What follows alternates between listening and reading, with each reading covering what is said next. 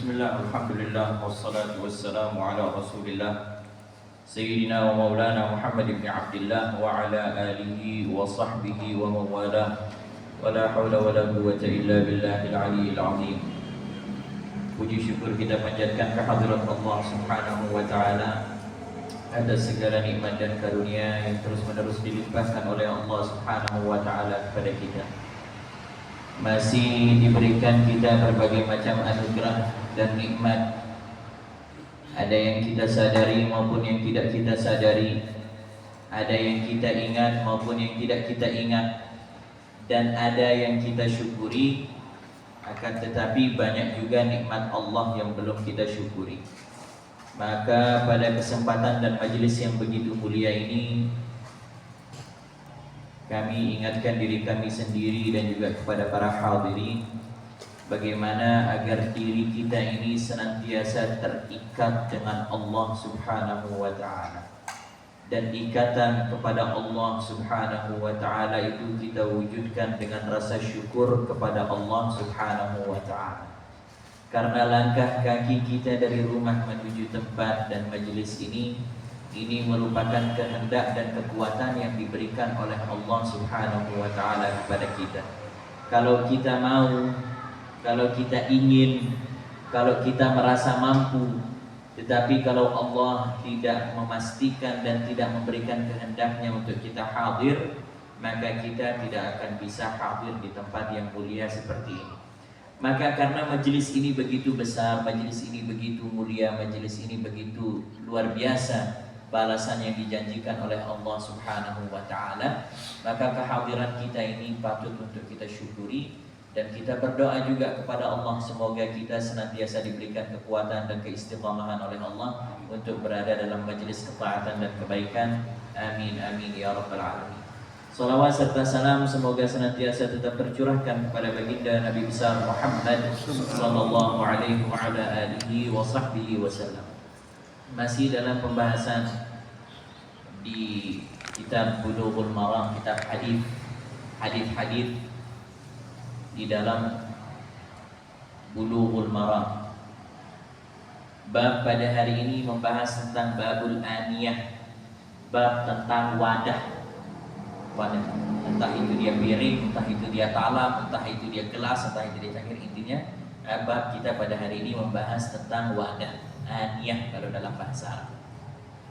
Hadis yang pertama, an Hudzaifah bin al-Yamani radhiyallahu anhu ma qala. Hadis ini diriwayatkan oleh sahabat Nabi yang bernama Hudzaifah ibn al-Yaman.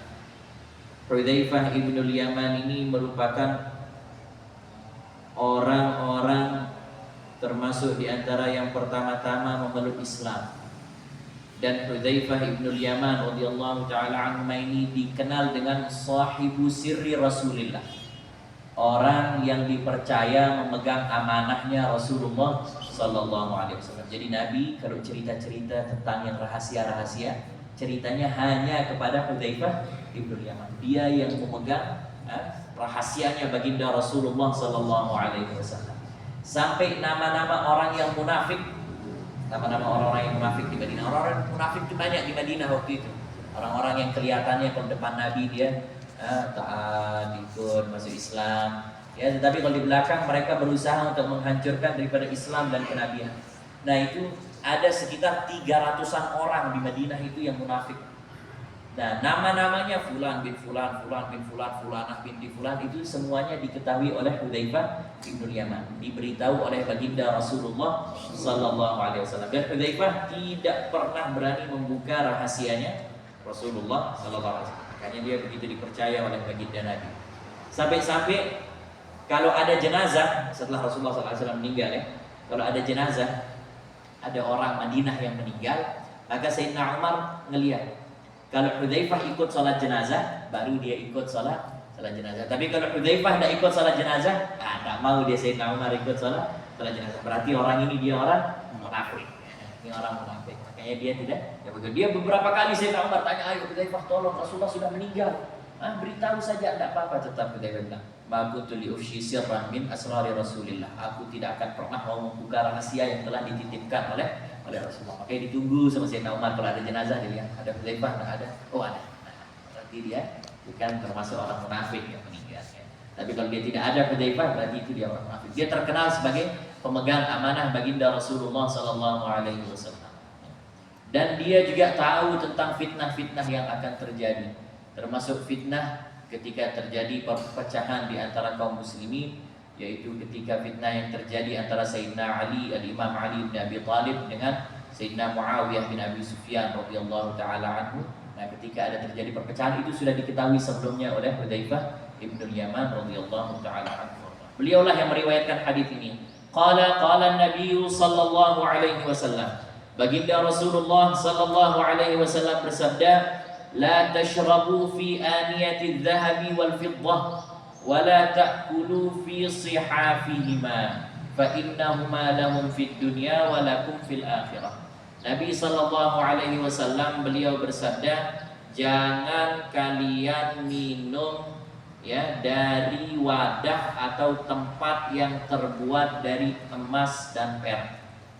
Larangan bagi seseorang untuk minum dari gelas atau wadah yang terbuat dari emas ya, atau terbuat dari perak. Dia terbuat dari emas, terbuat dari perak, atau dia dilapisi oleh emas atau juga dilapisi oleh perak. Itu dilarang oleh baginda Rasulullah sallallahu alaihi wasallam. Wala ta'kulu fi sihafihima.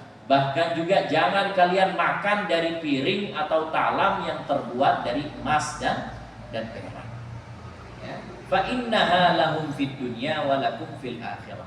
Kenapa? Baginda Nabi sallallahu alaihi wasallam beliau mengatakan, karena sesungguhnya makan dan minum dari wadah atau tempat dari emas dan perak itu adalah milik atau hak yang digunakan oleh orang-orang kafir. Ya, itu adalah perbuatan atau pekerjaan daripada orang-orang kafir. Nah, itu untuk orang-orang kafir di dunia dan untuk kalian nanti di akhirat. Jadi jangan coba-coba nyerobot mengerjakan di dunia. Itu untuk kita nanti di akhirat. Jangan kita buat dia di dunia. Makanya hikmahnya kata ulama radhiyallahu taala anhum, ya, bahwasanya hikmah dilarang kaum muslimin menggunakan emas dan perak sebagai tempat wadah baik untuk makanan maupun minuman. Hikmahnya adalah agar kita tidak memiliki tasyabbuh bil kuffar, agar kita tidak menyerupai daripada perbuatan orang-orang yang kafir. Itu yang pertama. Kemudian hikmah yang kedua adalah agar kita terhindar dari sifat khuyala, agar kita tidak memiliki perasaan dan sifat sombong. Karena kalau kita punya gelas emas, ya, kita punya gelas emas, tidak mungkin tidak sombong, tidak mungkin kita punya gelas emas terus kita taruh di belakang. Ya, pasti kita akan taruh di atas, taruh depan. Jangan gelas emas. Kadang-kadang dia gelas kaca saja kalau sudah agak bagus berani kita sombongkan dan kita tampakkan ke orang, apalagi kalau dia terbuat dari emas dan perak. Sehingga kalau itu gelas atau piring terbuat dari emas dan perak, maka kemungkinan besar akan menumbuhkan sifat dan rasa sombong ada di dalam diri kita. Makanya itulah ya larangan yang disampaikan oleh baginda Rasulullah sallallahu alaihi wasallam. Dan di sini para ulama mengatakan cukup dengan larangan Nabi kita menghindari wadah yang terbuat dari emas dan perak. Tidak perlu kita tahu alasannya. Kenapa Nabi larang? Kenapa Nabi tidak kasih? Kok Nabi seperti ini? Kok Nabi tidak kasih kita makan dari tempat? Jangan bertanya. Cukup larangan yang keluar dari lidahnya Rasulullah sallallahu alaihi wasallam itu memberikan kita rasa takut untuk mau melakukan atau melanggar daripada apa yang telah dilarang oleh baginda Rasulullah sallallahu alaihi wasallam. Ini untuk orang-orang kafir di dunia, jangan diikuti. Nanti wadah kita, minuman kita nanti di hari kiamat di dalam surganya Allah Subhanahu wa taala itu baru dia terbuat dari emas dan perak. Dan ini pengharamannya untuk laki-laki maupun perempuan. Ya. Mau dia anak-anak, mau dia dewasa, mau dia laki-laki, mau dia perempuan, apapun statusnya, dilarang untuk makan dan minum dari gelas ataupun piring yang terbuat dari emas dan perak. Kalau sudah dilarang piring dan gelasnya, itu juga mencakup alat-alat makan yang lain, talam, cangkir, sendok, garpu, pisau, apapun saja alat-alat makan yang juga mengandung atau terbuat dari emas dan perak, maka itu juga dilarang di dalam syariat dan dilarang oleh baginda Rasulullah sallallahu alaihi wasallam. Dan bahkan kalau di dalam hadis yang lain disampaikan juga dilarang bahkan al-iqtina, bahkan untuk jadikan hiasan saja dilarang. Pajangan ada piring terbuat dari emas, sering ada piring terbuat dari perak atau gelas terbuat dari, oh kan saya tidak pakai minum, tetap itu juga dilarang. Kenapa? Karena dia hakikatnya gelas itu seharusnya digunakan untuk minum. Kita saja yang buat dia jadi pajangan. Ya, sebenarnya gelas itu dibuat untuk minum. Maka walaupun kita jadikan dia pajangan, tetap juga dilarang di dalam syariat. Karena maksud sebenarnya daripada piring atau gelas itu untuk digunakan, bukan untuk dijadikan sebagai pajangan. Maka walaupun kita jadikan dia pajangan, maka tetap itu juga dilarang di dalam syariat. Begitu juga masih dengan hadis yang sama dengan hadis yang pertama, hadis yang kedua diriwayatkan oleh Ummi Salamah radhiyallahu taala anha. Ummi Salamah adalah istri baginda Rasulullah sallallahu alaihi wasallam. Ini istrinya Nabi, bernama Ummu Salamah. Nama aslinya adalah Hind binti Umayyah al-Qurasyiyah al-Makhzumiyah. Ya, beliau masih sepupu dan berkeluarga dengan Khalid bin Walid. Masih dekat dia dengan Khalid bin Walid. Ya, Ummu Salamah ini istri baginda Rasulullah sallallahu alaihi wasallam. Beliau adalah istri Nabi yang paling terakhir meninggal dunia.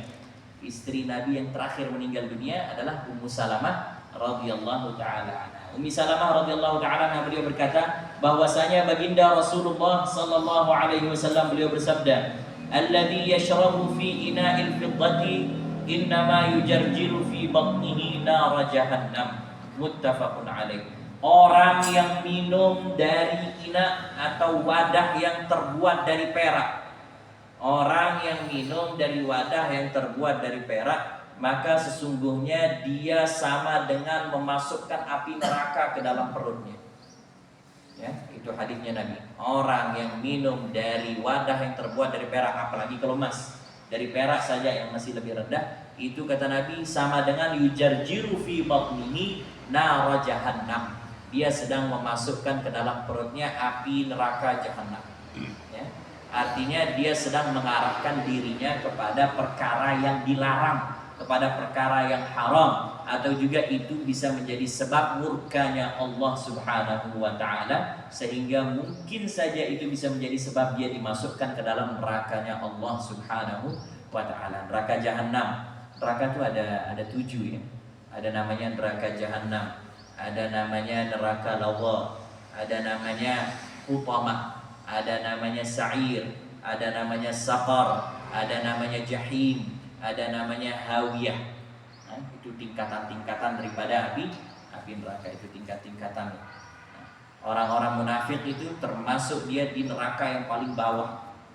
Orang-orang munafik yang bilang dirinya muslim tetapi berusaha menghancurkan Islam, nanti itu dia berada di neraka yang paling bawah. Innal munafiqina fid darkil asfali minan nar. Sesungguhnya orang-orang munafik berada di darkil asfal. Darkil asfal itu kalau kita mau umpamakan, kalau dimasak nasi itu keraknya. Nah, berada di kerak neraka. Ya, orang-orang munafik, waliyadzubillah. Orang-orang kafir itu masih lebih ringan daripada orang-orang yang munafik, siksaannya nanti di neraka jahanam, waliyadzubillah.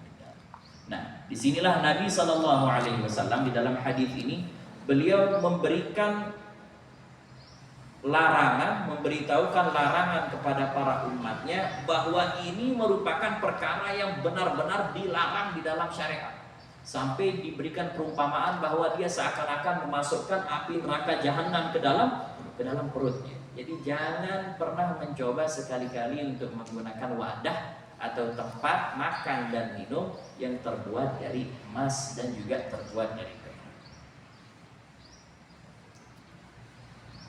Kemudian hadis yang ketiga, wa Ali bin Abbas radhiyallahu anhuma qala Rasulullah sallallahu alaihi wasallam idza dubighal ihabu faqad tahura. Hadis diriwayatkan oleh Sayyidina Abdullah bin Abbas, sepupunya baginda Rasulullah sallallahu alaihi wasallam. Ya, Abdullah bin Abbas dijuluki sebagai Bahrul Ummah, lautan ilmunya umat. Ya, ahli fikih, ahli hadis, ahli tafsir, ahli semua ilmu agama ahli. Sayyidina Abdullah bin Abbas. Beliau meriwayatkan hadis ini, beliau mengatakan bahwasanya baginda Rasulullah sallallahu alaihi wasallam beliau bersabda, "Idza dubighal ihabu faqad tahura." Kalau kulit bangkai sudah disamak, kemarin sudah sempat Anda bahas pada minggu yang lalu ya, bahwa kalau kulit bangkai itu sudah disamak, maka dia sudah dijadikan atau sudah berubah hukumnya menjadi suci. Kulit bangkai ya, kalau dia sudah disamak, maka berubah hukumnya menjadi suci. Ayyuma ihabun dubigha faqad tahura. Kalau dalam hadis yang lain disampaikan, manapun kulit kalau dia sudah disamak, maka dia hukumnya menjadi suci. Ya. Apapun saja kulitnya, kecuali kulit babi. Makanya di sini beberapa imam ada perbedaan pendapatnya. Kalau dalam mazhab Imam Syafi'i dan Imam Hanafi, mereka menyatakan bahwasanya semua kulit dapat disucikan kecuali kulit babi. Dan itu dengan cara yang disebut biasa dengan cara disamak. Kalau orang dulu mereka menyamak, dan menyamak ini boleh dengan apapun saja, selama dia itu apa yang panas ya, pakai hal yang panas. Mungkin kalau sekarang pakai kayak semacam rinso atau yang agak keras-keras ya, seperti ada paham apa namanya bahan-bahan kimia itu. Ya kalau orang dulu mereka pakai lebih ya soda api mungkin apa yang selama itu yang bisa panas ya. Atau kalau orang dulu mereka double itu, mereka menyamak itu pakai kotoran daripada burung dara. Kotoran burung dara itu dia panas. Nah itu ditaruh di sana, itu dipakai gosok. Ya, itu digosok di sana sampai keluar dia seperti berbusa gitu. Nah itu kalau dia sudah seperti itu, maka langsung dia disiram dengan air dan berubahlah hukum kulit bangkai itu menjadi suci. Nah di dalam mazhab Imam Syafi'i dan Imam Abu Hanifah semuanya bisa disucikan kecuali kulit babi. Ya babi saja tidak bisa disucikan. Ya. Kemudian dalam mazhab Maliki,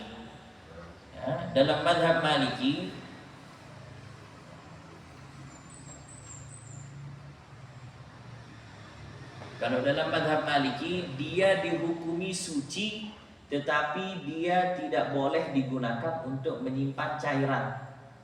Artinya misalnya lalu kita buat wadah tempat ya, artinya dia akan suci, ini hukumnya suci, boleh dipegang, tidak akan jadi najis ya, tapi tidak boleh dimasukin air atau dijadikan tempat simpan parfum, apapun saja yang cairan itu tidak diperbolehkan ya. Artinya kalau dia dijadikan sejadah boleh karena dia suci. Intinya dia tidak boleh dijadikan tempat menyimpan daripada cairan atau air ya. Itu dalam mazhab Maliki. Kalau dalam mazhab Hambali tidak ada itu sama menyamak, semua hukumnya najis.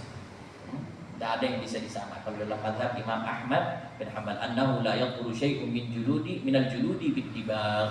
Dan itu juga sebagian daripada Maliki menggunakan daripada pendapat itu. Tapi kita masyhur di sini semua menggunakan pendapat daripada Imam Syafi'i bahwa sungguhnya semua kulit bisa disucikan ya kecuali daripada kulit babi.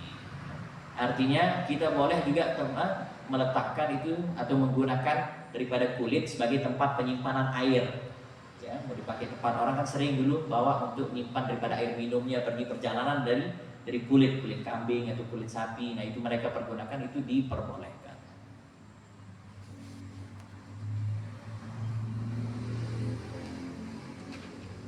Sama juga dengan hadis yang berikutnya diriwayatkan oleh sahabat Salamah bin Muhabbib radhiyallahu taala anhu bahwasanya Rasulullah sallallahu alaihi wasallam beliau bersabda, "Dibahu juludil maitati tuhuruha."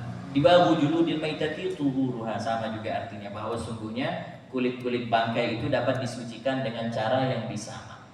Wa an Maimunah radhiyallahu anha qalat marra an-nabiy sallallahu alaihi wasallam bi syatin yajrunaha فقال لو أخذتم إيهابها فقالوا إنها ميتة فقال يطهرها الماء والقرض.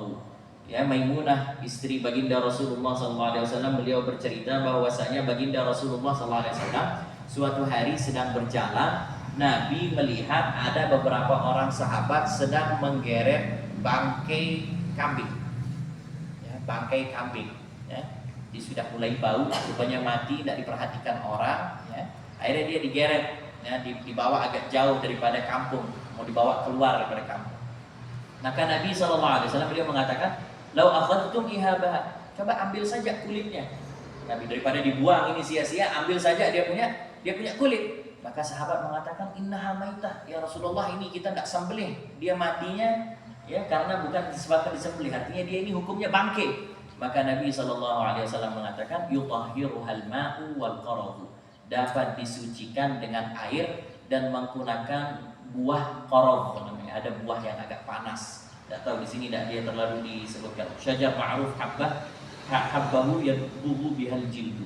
Ya, ada sebuah pohon di Madinah yang dimana buahnya itu dia memang sifatnya panas sehingga biasa digunakan oleh orang untuk menyamak daripada kulit-kulit.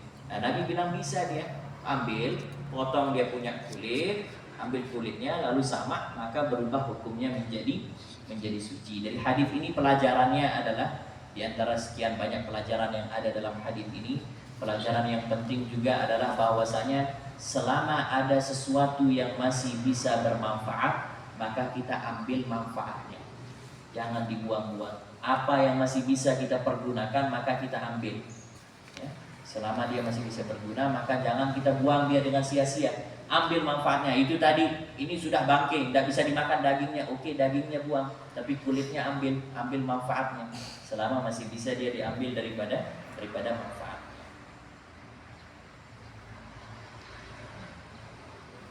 Lebih ini tidak tahu dia pakai kulit atau apa ya? Kulit-kulitan, kulit sintetis. Banyak kulit sintetis sekarang dibuat. Wallahu a'lam, tidak tahu. Wa 'an Abi Tha'labah Al-Khushani radhiyallahu anhu qala qultu ya Rasulullah inna bi ardi qaumin ahli kitabin afana'kulu fi aniyatihim qala la ta'kulu fiha illa alla tajidu ghayraha faghsiluha wa kulu fiha. Abu Tha'labah Al-Khushani radhiyallahu taala anhu, salah seorang sahabat baginda Rasulullah sallallahu alaihi wasallam, ya, di antara sahabat yang juga setia dengan baginda Rasulullah sallallahu alaihi wasallam. Ya, beliau juga di antara sahabat yang banyak berjuang untuk baginda Rasulullah sallallahu alaihi wasallam, sehingga ketika Fathu Khaybar, ketika Rasulullah merebut benteng Khaybar dari orang-orang Yahudi, maka salah satu sahabat yang mendapatkan saham tanah dan tempat dari Khaybar itu adalah Abu Tha'labah Al-Khushani. Saking besarnya perjuangannya untuk Islam dan baginda Rasulullah sallallahu alaihi wasallam. Ya, beliau meninggal di tahun 75 Hijriah, meninggal dalam keadaan sujud terakhir dalam sholat Jumat. Abu Tha'labah Al-Khushani radhiyallahu ta'ala. Nah, ini beliau mengatakan bahwa beliau pernah bertanya kepada baginda Rasulullah sallallahu alaihi wasallam, "Ya Rasulullah, kita atau kami sering pergi ke suatu tempat dan ketemu dengan ahlul kitab, baik itu Yahudi maupun Nasrani, dan memang dia banyak berteman dengan orang Yahudi dan Nasrani. Nah, apakah boleh tidak kita makan dan minum dari wadah milik mereka?" Maka Nabi SAW menjawab, "La ta'kulu fiha." Jangan kalian makan daripada wadah, baik itu piring ataupun gelas milik daripada ahlul kitab, orang Yahudi dan Nasrani. Tetapi kalau kamu tidak memiliki tempat atau wadah selain daripada itu, maka silahkan dipergunakan, kata Nabi SAW, setelah kalian cuci dengan air. Jadi cuci dia dulu dengan air, kita yakinkan diri kita bahwa dia sudah suci, baru kita boleh untuk menggunakan daripada wadah milik orang non-muslim. Kenapa? Karena ma'ruf, orang-orang non-muslim itu mereka tidak memperhatikan tohar, sucian tidak ada. Ya, apalagi terus makanannya ada babinya, atau mengandung minyak babi, atau ada anjing yang dia makan, lalu kemudian dia cuci. Tidak ada kebersihan, ya. Islam di antara agama yang benar-benar menekankan kebersihan itu hanya Islam. Ya, selain itu tidak ada agama yang benar-benar, ya, menekankan mengenai daripada kebersihan. Sehingga baginda Nabi SAW beliau berusaha menjaga para sahabatnya jangan sampai makan dan minum daripada wadah milik orang Yahudi dan Nasrani. Tapi kalaupun situasinya tidak memungkinkan, kita lagi di undangan dan memang harus, maka kita siram dia dengan air lalu kita pergunakan, tidak menjadi masalah.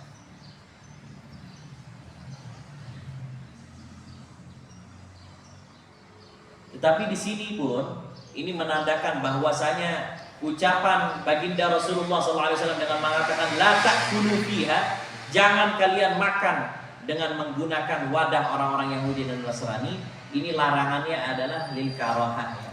Larangannya adalah untuk makruh, bukan lil tahrim, bukan haram ya. Tapi larangannya untuk kemakruhan, bukan larangan yang bermakna haram. Karena Nabi justru menyatakan kalau memang terjepit silahkan gunakan. Itu artinya larangannya bukan larangan yang haram, tapi larangannya hanya untuk kemakruhan saja. Memang dia perkara yang makruh.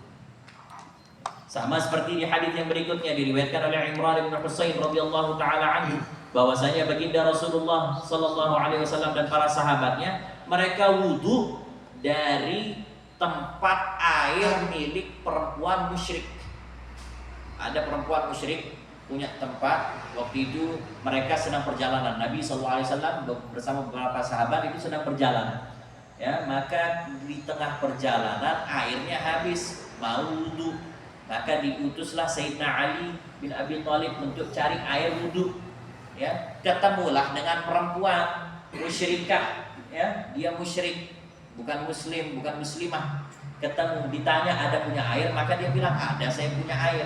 Maka itu dibawa ke hadapan baginda Nabi, diambil, diminta dan dibayar oleh baginda Nabi, lalu dipergunakan untuk wudu oleh baginda Rasulullah SAW. Itu artinya yang tadi larangan itu adalah larangannya makruh saja.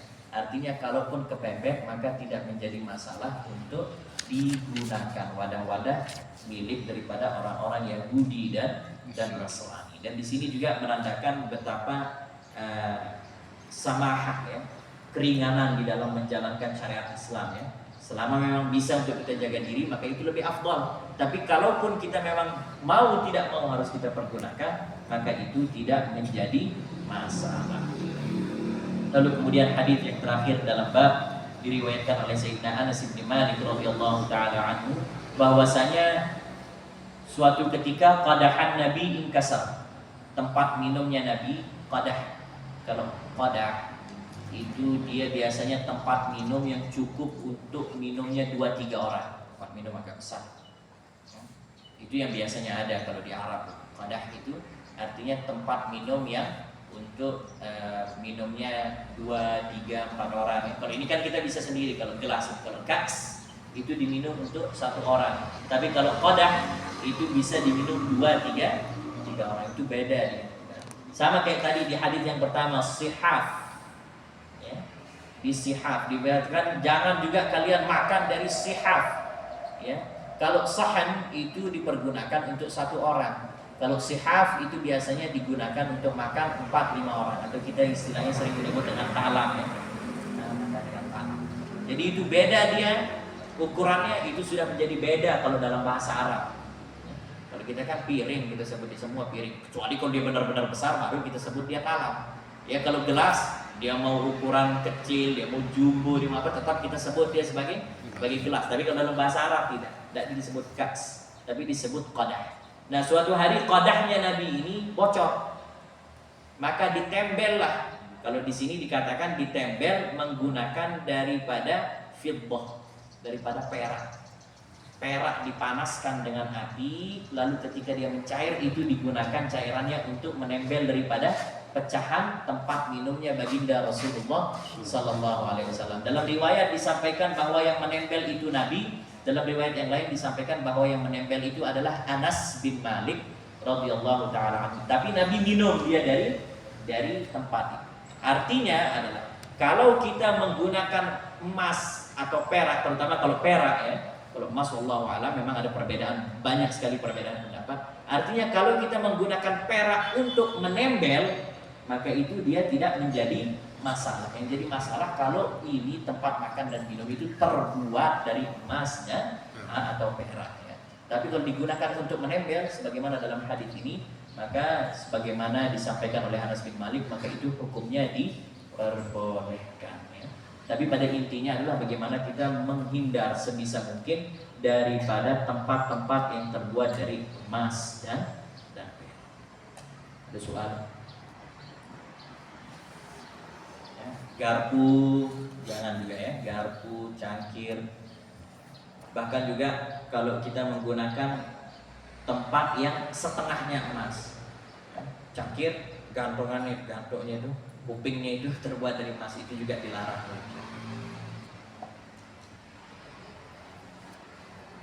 Soal? Assalamualaikum warahmatullahi wabarakatuh. Sebagaimana yang kita ketahui sekarang ini orang banyak uang, terutama para artis dan sebagainya, rumahnya dipakein emas, ditempelin dalam kayak Andre Tolani pakai emas. Terus ada masjid juga, masjid di Bogor kalau nggak salah, itu di Depok kalau nggak salah pakai emas juga. Nah, apa hukumnya? Terima kasih.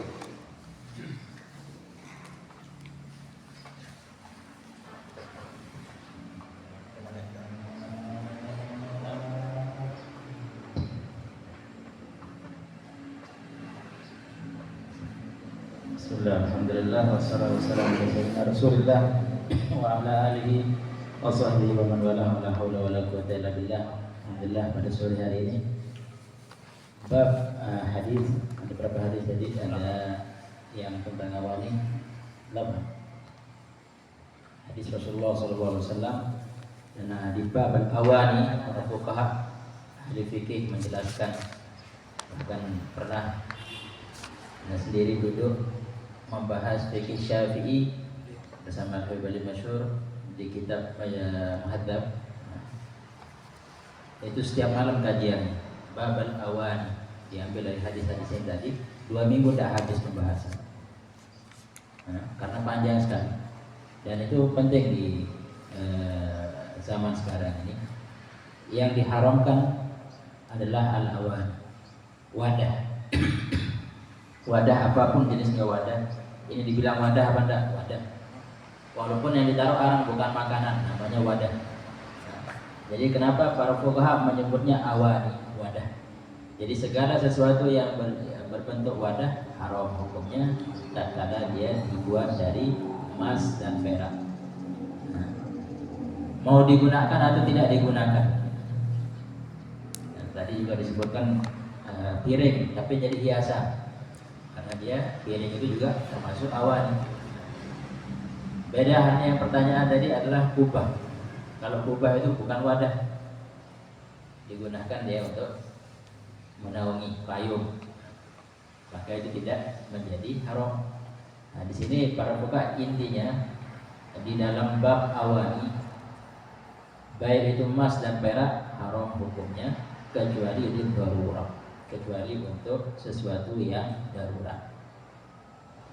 Sebenarnya semua yang haram pun darurat boleh. Inda darurat tubahil mahdurat, katanya fuqaha. Itu kaidahnya sudah. Segala sesuatu yang haram bisa menjadi halal tatkala dia darurat. Kalau misalkan sekarang mau minum tidak ada di hutan, misalkan adanya cangkir emas, darurat. Atau seperti tadi di riwayat yang lain Rasulullah menempel, para fuqaha juga mengambil gelasnya bocor atau apa. Jadi kita perjelas dulu apa namanya wadah ini. Bahkan digambarkan oleh fuqaha, walaupun dia wadahnya kecil sekali, tapi wadah. Apa di situ? Wadah ada kecil segini kecil. Apa ditaruh? Alkohol. Celak haram hukum. Di tempat celak. Biasanya ada di tempat celak, baik itu dari emas dan perak. Apapun yang namanya wadah, baik itu kecil maupun besar, haram, baik dia dipakai maupun tidak dipakai. Yang penting namanya wadah. Kemudian boleh dia yang perak dan yang emas ini. Kalau dia perak boleh dia tatkala untuk menempel. Kalau misalkan tidak ada nempel kecuali emas. Kalau dia kecil, makruh, tidak apa-apa. Terbatas Syafi'i, walaupun emas kecil. Karena untuk darurat saja, untuk apa menempel. Tapi kalau untuk hiasan, dihias wadah tadi itu dengan tinta apa namanya, bukan tinta, cairan daripada emas, haram deh, karena ditaruh di wadah. Jadi segala sesuatu yang wadah diharamkan, dari situ ada emasnya, kecuali perak. perak, di situ fuqaha, di situ pembagiannya banyak, tafsirnya banyak, bagian perak. Kalau tidak ngaji tidak selesai sampai roha besok tidak selesai. Perak ini di dalam mazhab Syafi'i, kalau misalkan kita tambal dan dihiasi, haram gitu. Kalau sampai dihiasi, walaupun tambalannya walaupun besar, perak tidak apa-apa. Atau dilapisin semuanya, dilapisin sama perak. Sebagian fuqaha Syafi'i mengatakan boleh, tapi kita pakai. Kalau lizina, kalau kita hanya pakai dia untuk hiasan saja, nah kita pakai haram walaupun dia perak. Itu beda. Jadi yang tadi yang ditanya adalah masalah hiasan rumah, lizina atau apapun, tapi bentuknya adalah wadah.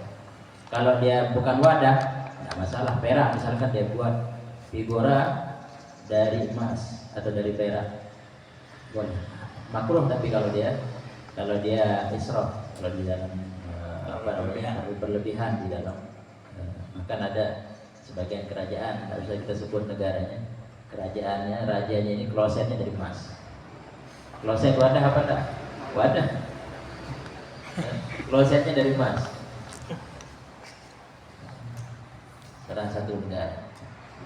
Nah ini itu larangan dari baginda Rasulullah SAW. Dan kalau dia dari emas dan perak, apapun dia, jenis wadah. Tapi kalau bukan dari wadah, dan jadi haram itu makruh. Jadi tadi kalau ada perak, kita buat jam kita itu dari perak. Jam bukan wadah.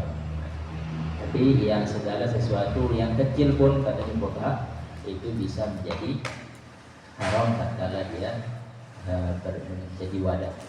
Nah, itu daripada ada yang lain mungkin pertanyaan. Tapi sebelum ada pertanyaan yang lain, tadi ada juga bab menyamak, apa bahasa lainnya sama? Apa bahasa kemarin disebut kemarin? Nikah. Minggu yang lalu kita menjelaskan ada sesuatu yang najis, najis, tapi karena dia najis tidak boleh dibawa sholat. Minggu lalu kita bahas seperti apa roti yang ditempel kanar, roti tembel itu tidak boleh dibawa sholat karena najis, tapi halal dimakan. Telur keluar dari kandangnya ayam langsung kita rebus, sah dibawa sholat biasa, tapi boleh dimakan. Tapi ini ada gambaran dari penjelasan yang tadi, dia boleh dibawa sholat tapi tidak boleh dimakan. Kebalikannya, ada sapi disembelih secara syariat, ada sapi mati terus disambut suci dia, boleh jadi sejadah, tapi tidak boleh dimakan. Karena apa? Tidak ada disembelih secara syariat. Kebalikannya. Ada pertanyaan yang lain? Kalau biji emas misalnya boleh enggak? Bukan wadah. Pasangin emas. Jadi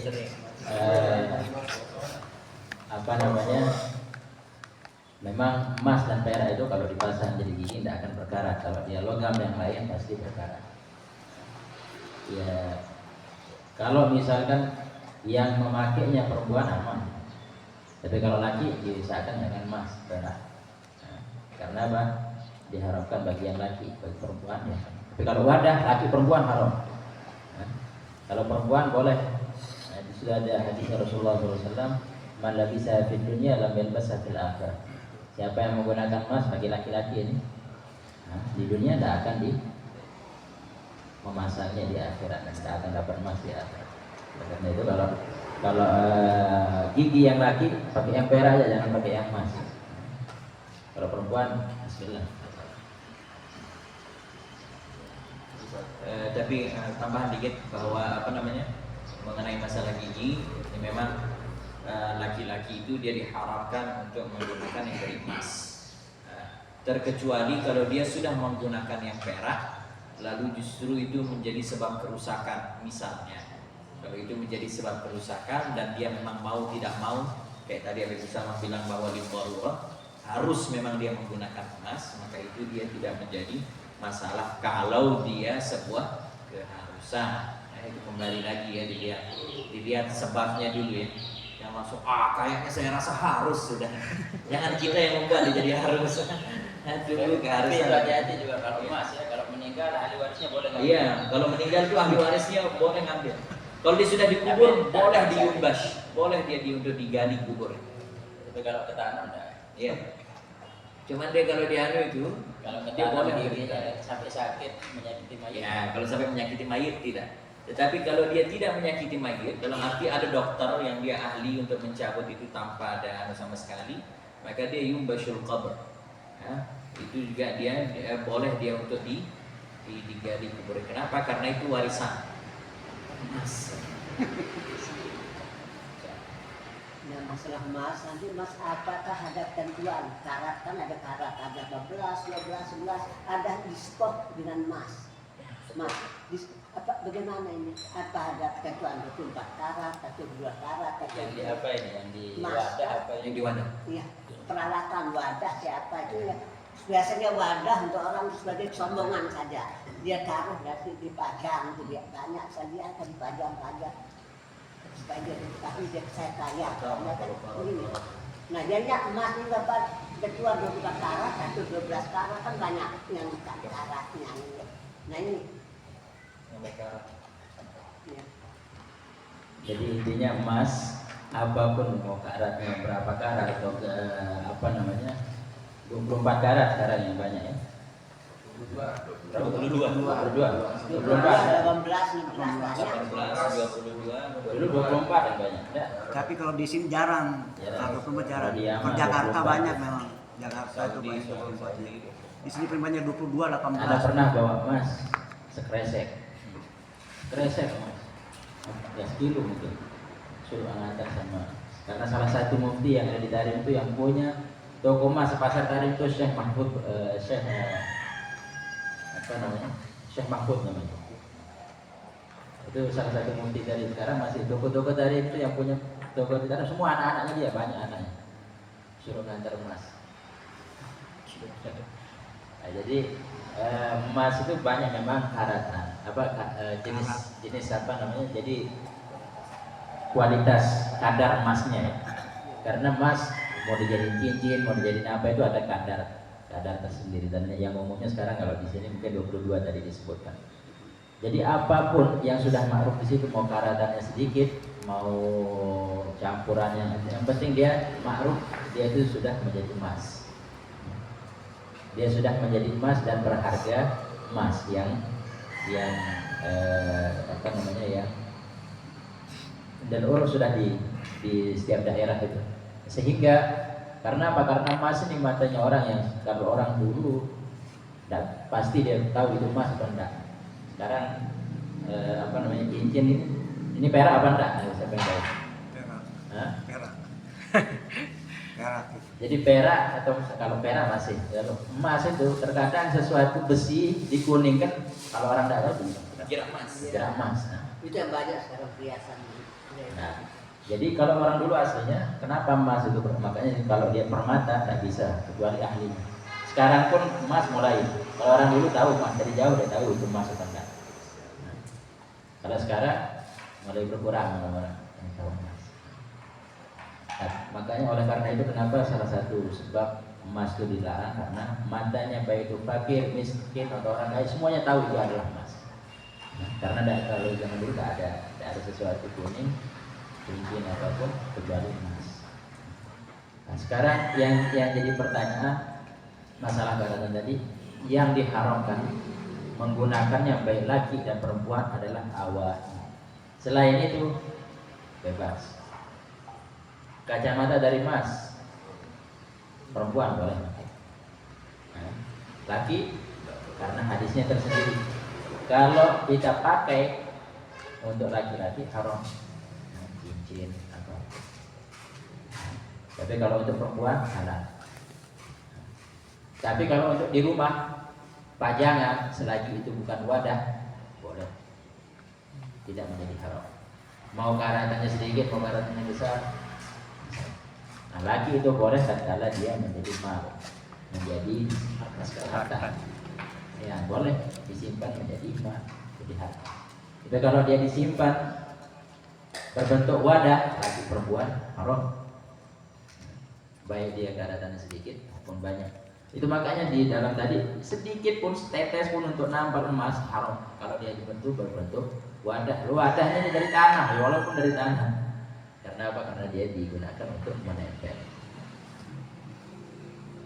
di wadah tersebut. Itu sebagian makanya panjang pembahasannya. Tapi kalau dia untuk menempel kecil, si emas ini boleh ya. Kalau untuk emas mungkin tidak sombong, tapi tidaknya sombong. salah satu kelebihan untuk wadah, kenapa sebagian orang-orang soleh terdahulu itu suka pakai wadah atau cangkir atau tempat minum yang tadi biasa dikelilingi itu dari tanah.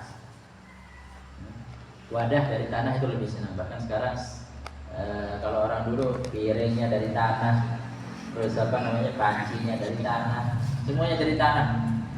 Kenapa kok dari tanah? Ada 5 kekhususan. Salah satunya yang pertama yaitu tadi mengambil kebalikan daripada hadis yang tadi larangan Rasulullah pakai emas supaya tak sombong di tanah. Itu salah satu kelebihannya. Yang kedua, kalau dia pecah tidak rugi banyak. Ya, kalau dari kaca gini 10 pecah. Tapi kalau dari tanah murah. Cangkir gini bahkan sebagian guru-guru kita sekarang yang Hadramaut banyak dari kaca gini banyak juga, tapi lebih enak pakai dari tanah. Pertama akan sombong, yang kedua tadi kalau pecah ruginya nggak banyak, lebih murah. Kopinya itu pakai tanah. Yang ketiga kesehatan. Dari segi kesehatan paling aman yang dari tanah. Kalau yang ada yang pakai apa tadi? Itu bukan plastik tapi itu kertas, masih aman. Tapi kalau yang dari plastik, dari gini taruh barang panas, kopi masih panas. Itu kita punya teman dari Amerika ngasih penjelasan. Sehingga Al-Habib Umar mengharamkan dirinya meminum kopi dari ini. Sama kayak emas jadi.